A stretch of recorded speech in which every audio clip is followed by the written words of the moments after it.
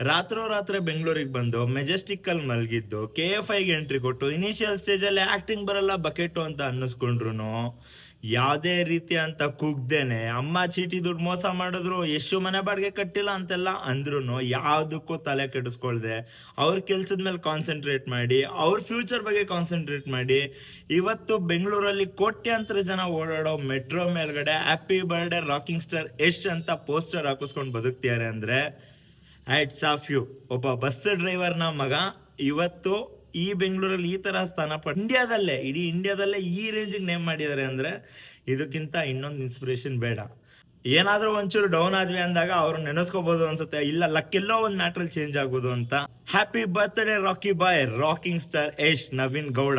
ನೀವು ಜಗತ್ತಿಗೆ ರಾಕಿ ಬಾಯ್ ಆಗಿದ್ರು ನಮ್ಮ ಕರ್ನಾಟಕದ ತುಂಬಾ ಜನದ ಮನಸ್ಸಿಗೆ ಷರತ್ತಾಗಿ ಉಳ್ಕೊಂಡಿದ್ದೀರಾ, ಗೂಳಿ ಕಿರಾತಕ ಆಗಿ ಉಳ್ಕೊಂಡಿದ್ದೀರಾ. ಬಟ್ ನಾವು ನಿಮ್ನ ಅದೇ ತರ ಮತ್ತೆ ನೋಡ್ತೀವೋ ಇಲ್ವೋ ಗೊತ್ತಿಲ್ಲ. Birthday rocking star Yash Naveen Gowda.